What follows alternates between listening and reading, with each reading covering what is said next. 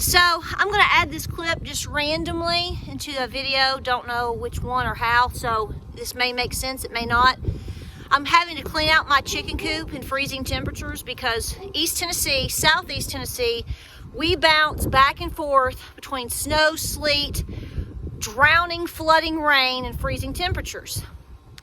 And what that means is if you put straw in your coops, the deep bedding method doesn't work worth a flip. No, I'm not taking that hair out of my mouth because I don't want to put my fingers in my mouth. My point is you have to do what works best for you. So you folks that live in really cold temperatures and climates and you use the deep bedding method and you love it, that's great. Here in Southeast Tennessee and probably near around in my region, it's a bunch of crap. Wet, yuck, crap. I don't advise it. Engineer, where are you headed? Carry me back to Tennessee. Oh, I got a little girl who's been waiting. Promised that she'd marry me.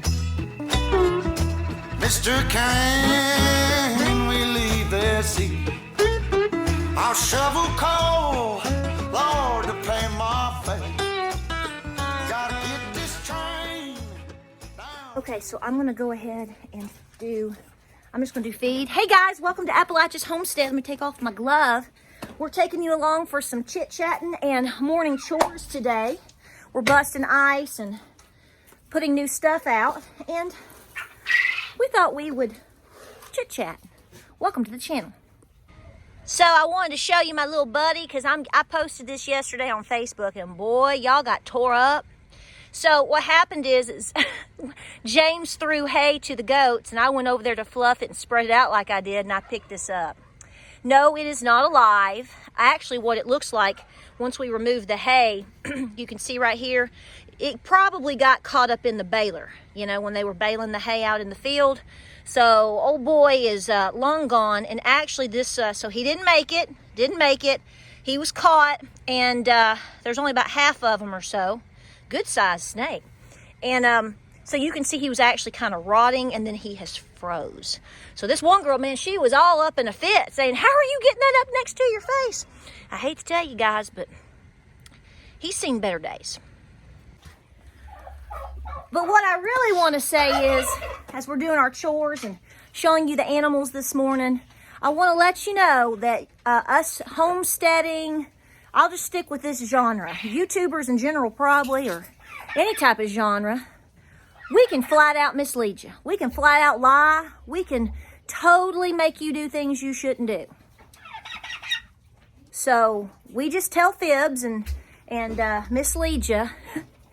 And just leave you with the fork to stick in the light socket.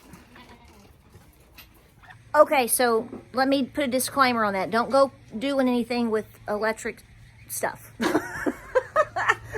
Because somebody will say, is Patera telling me to actually do that? No. And I'm also telling you not to keep old junk up in your utility stall. That is, and look, I still have cobwebs. That is not exemplary. But you're seeing truth. You're seeing what we do. You're seeing the work that we have to do. You're seeing the things that we need to improve on. You're seeing our journey. You're seeing our mistakes. You're seeing us as people. This is not a set. This is not a television production. I don't have a television show. I don't have, a movie coming up. I don't have, I would love to be on the set of 1883, I could even just be a water boy. But I'm not. I'm just Patera. That's just James. We're a couple. We've been married for 25 years. We got 3 kids. We live in Southeast Tennessee. And we're just doing the best we can, like so many of you folks out there as well. But here's the deal.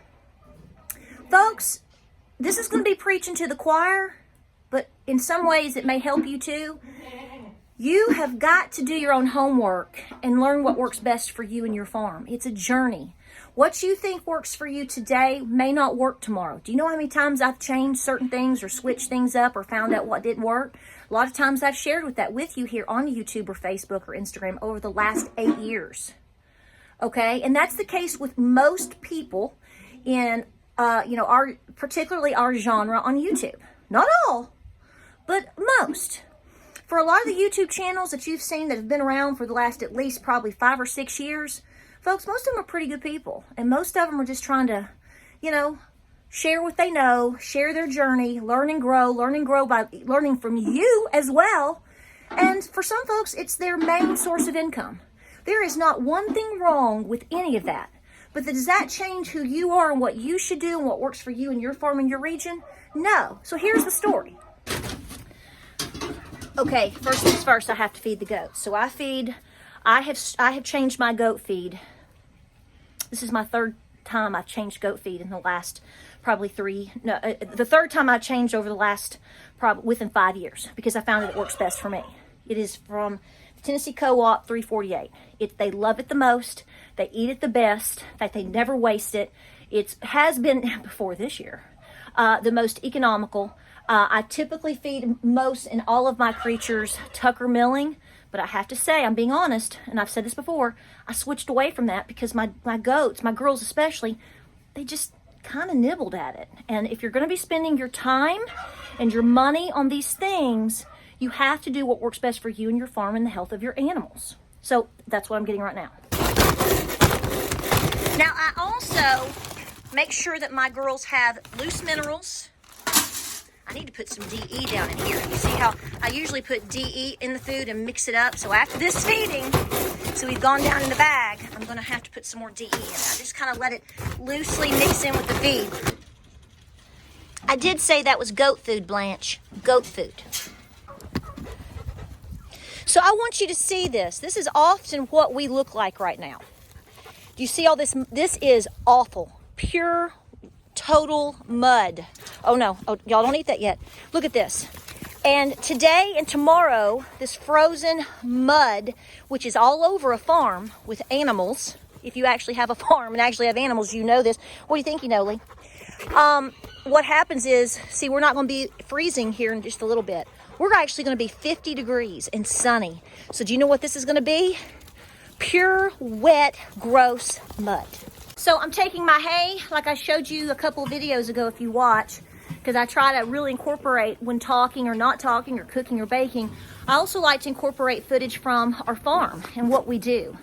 If I don't necessarily talk, but you see footage showing all of our goats or me feeding or whatever, you're getting an idea of what we do. And that's in almost every single video that I make. But I'm getting them hay, but doing this is how that old snake showed up yesterday. You know, Lee?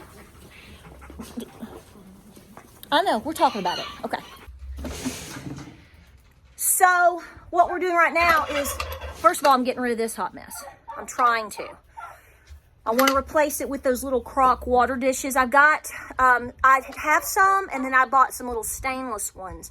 And it is to keep a constant rotation going. It's just to keep, I'm not going to throw these away or not ever use them. I'm just saying right now, when it gets really cold at night, I'm constantly rotating. And so I can do it, but if I can make it easier, I am. This may not work for me. This may work for you. It may not work for you, but doesn't work for me. See, that's the whole point of this video. Just because you see somebody doing something or suggest something or say they don't like something, that doesn't mean it may or may not work for you. That doesn't mean you get upset. You know, you have to be a rational adult and go, okay, what is their situation? Where do they live? What is their setup? Are they talking about, in other words, if I only have to switch out waters for 2 bunnies versus 35 bunnies, I'm going to do what works best for me if I have to work with 35 bunnies. I don't have 35 bunnies, but you get my point. I'm just saying. So I'm showing you right now, this is extra work in the winter. Winter is very hard for a lot of people, and they get very tired and they get dehydrated. And it's because if you're not doing this, I'm telling you, it's not just you can't just hook up the water hose. It's frozen too. You're hauling waters. You may or may not use electric items to heat things. So every individual farm, every individual homesteader, every individual you see on YouTube has a different story. It may apply for, you and what works best for you. It may not. Here's another example. In the past, I mixed my own scratch. That made sense at the time. I've made videos on it. It's a wonderful thing. But then I figured out as time went on and things got more and more expensive and less I used something like this, it wasn't worth my time to do that. Now, like I said before, if you have birds, if you have 1 rooster and 6 hens, your situation is not going to go through your scratch, your feed, all of your items as quickly as it does through mine, because, I have 8. So you have to adjust, you have to adapt, you have to go forward with some things and pull some things back. I don't mix up my scratch anymore. I buy a simple 3-way scratch. It's a treat. Like I've said before, it's like cheesecake. This is not what they eat off of every day. We don't even give that much of it in the warmer months, but it's cold. It warms them up a little bit. It gives them something productive to do. And this is what I do. It may not work for you. And that's okay. Here, girl. Baby. Now, some people might not like putting scratch on the ground for their turkeys to peck at. They think I'm supposed to have fine china. You might have fine china. My girls think they should get fine china, but I'll tell you what, they're rough as a cob. That china won't last.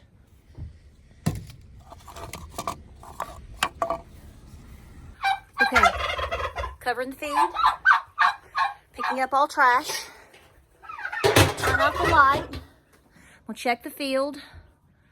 Now let's talk. So here's the deal. The other day, it was really, really cold. We're actually coming out of some of that. And about a week or so ago, I just went ahead and took an entire straw bale down and to put into my silky chalet. I have 2 chicken coops, okay? The big coop, you've seen it. I've got the little chicken coop, which is my silky chalet for my silkies and smaller birds and whatnot. Well, it was very cold, and I went and took an entire straw bale and busted it. And I joked about it on Facebook. I made a mistake. I'm talking to somebody. I said, I put too much straw in that silly little coop. They didn't even know what to do. There was so much straw in it. I have had chickens for 13 years. And 13 years. So I kind of have a little experience, and I've had a lot of birds. Sometimes I bounce between the numbers of, mostly around 8 is what I average. Sometimes I might have 9. And so I have a little bit of experience. I'm not a know-it-all. I may come off as one, and, okay, well, fault me on that. But I'm telling you right now, I do not know everything about every critter I have. I'm still learning. And I'm aging, and things change, and you're changing too, and you're aging too. Things get better, things get worse. What breeds I liked 5 or 10 years ago, I probably wouldn't buy now. It just depends on the scenario. But anyway, I know better, but it was so cold, and I was working so fast trying to get all these things done. I put that whole blame bale in there, and they looked like honey, it was like a Taj Mahal feather bed in there. I mean, it was stacked up to here, and I was like, oh Lord, I'm gonna regret that. Well, I do. I have a big old fat mess that I'm gonna have to, I don't know if I'll get to tomorrow, but I will by Tuesday. It's still supposed to be around 50 degrees. I'm gonna have to shovel all of that out. And this is why I was cussing and fussing and making a big old stink about it the other day, because I went in there and it was soaking wet, and it was disgusting, and it still is. I've taken some of it out, and I've put pine shavings on it because I wanted it to, I knew it was going to warm up. My point is I hate the deep bedding method. And I made a clip, it's in this video, and I actually posted about it on Facebook. I don't say that because I want to offend you like I offended this woman, made her mad as a hornet. She said I was so wrong. Ma'am, no, I'm not wrong. What I said was in my post, which she was referring to, which you're going to see in my clip, which I filmed the other day, and I'm going to say it right now. And if you disagree with me, that's fine. But in my personal opinion, the deep bedding method for me, and for most likely my entire region, is nothing but a bunch of hogwash. I don't live in Quebec. I live in southeast Tennessee. We can literally be 17 degrees, and within 48 hours, we are 70 degrees. And when that happens here, we can go from snow to sleet to monsoon raining. I've got metal bought to try to make my chicken coop run partially covered for my silkies to keep them out of the mud. You can put anything down in there you want to. It helps. certain, pine shavings for a certain way, wood chips to a certain degree. I have piles of wood chips I've put down there. But what I'm telling you is when you get the amount of birds that I have and you get days of rain like we do, they work through it and it composts down great. But that doesn't mean you're not going to have a lot of wet and a lot of mud still. But this is what I'm saying. Look, this is what happens on a farm in many ways. I don't have 6 chickens. Okay? I don't have one little pet pig and a hamster. You have mud and you're in the elements, and what you're going to find, especially you ladies, you're going to do what works best for you and that doesn't necessarily kill your back, but yet is the most provides the best environment for your animals. So the deep bedding method doesn't work here. And that's not even what I was trying to do. So I'm not going to go in there and throw more straw on top of that. You know how long it'll take me to scoop out that coop if I keep doing that? It's awful. Because see, what happens here as early as February, by the way, that is just next week, we can start in some ways by the middle or end of February. We can be 2 degrees or we can bounce up into the 80s. Mites start coming out. And I've learned the hard way. Yeah, I can fight it with DE and all that, but I've learned, you know what, this method just doesn't really work here. It doesn't work for me. I've lived 3 different places. It doesn't work in any of them. I've been closer to Knoxville. I've been way up on the Cumberland Plateau, and I'm all the way down here. It doesn't work. So don't get offended by that. I don't tell you that to make you feel bad for your farm. Now, I'm only talking about chickens. I will continue to throw straw in areas where my goats are. They don't tend to bring in the wet, yuck mess that chickens do in a coop. Okay, they bed down in the evening, they are dry, and then they may go out and graze all day and stand it. That's not what chickens do. And they scratch and they bring in all this wet, and then it freezes, and I've got frozen little muddy silkies, and then I'm cussing at 12, 15 inches of yuck, and then there's a mite. And no, don't get offended by that. YouTubers that do different things, us folks and different bloggers and YouTubers and all these things, we share our content by what works best for us. Or at least we're supposed to, I think. At least I do. And if it doesn't work, well, a lot of times we switch up and say, this didn't work. We switch to this. This works better. Maybe you should try it. For 2 reasons. We should be sharing the truth in our journey. And number 2, that's content. I'm not going to walk around and try to make you feel good and lie about what I do. No, it's harder for me to try to do that with my channel. And I know that happens, but it doesn't happen here. And if it's happened, I still don't know that it did. Look at you. Nosy, nosy, nosy. So what it boils down to is you got to do what works best for you. I don't know how many times I've said this over the last 8 years of making videos. Oftentimes I say at the end of do what works best for you. That's kind of like a disclaimer saying, I'm doing what I'm doing today, and it seems to be working for me today, or it didn't, and I'm sharing that, or I've changed it up, and I'm just telling my story today, but it may not work for you or your region, and you need to do what works best for you. That's like a broken record. That means if you watch a video and you learn something from it and you want to try it, great. Don't blame the YouTuber or the blogger or whoever because you didn't do it right, or because you don't like it, or because it doesn't work in your region. I learned a lot of the things that I like or don't like from other people. I don't get mad at the messenger because that experience didn't work for me. But I also, want to say if it works for you, that's great. We can't get mad about stuff like this. We can't keep fighting about stuff like this. I know it's dramatic and people are just displacing fear and anger and discouragement from other things right now. But what I'm saying is I felt the responsibility today to remind you that I'm just an old girl in Southeast Tennessee running a homestead. I'm the farmer here. We're a family, and we're just doing the best that we can. And, you gotta do what works best for you. I don't know how else to say it. I just don't.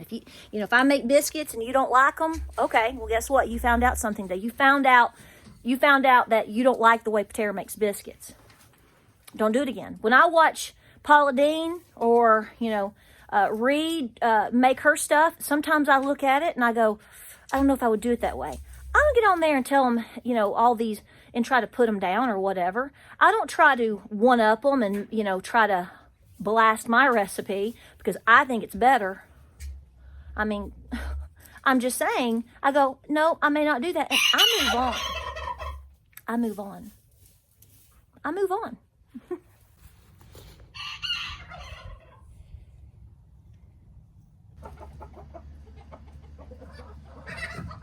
So this is what I'm talking about. Now, it doesn't look that bad at the moment to you because I have come in with it and I took some of the bits out, and you can see the silkies just lay eggs anywhere.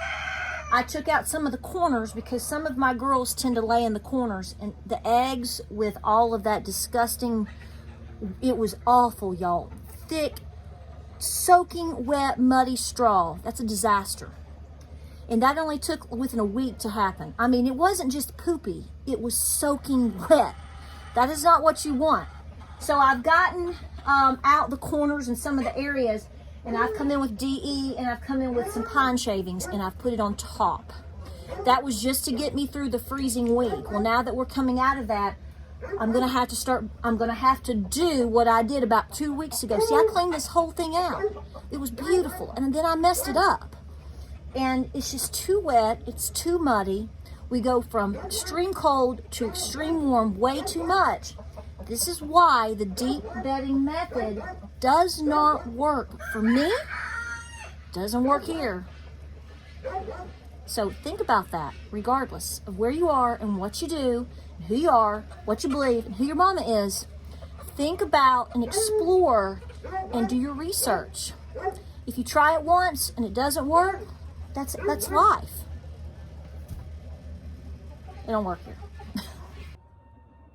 You guys are making little muddy eggs. Look, because we just can't help it. Give me the muddy eggs. So what I'm wanting to do is right up here is we're going to create an awning. And that's why you see the green metal in the other shot or picture I attach.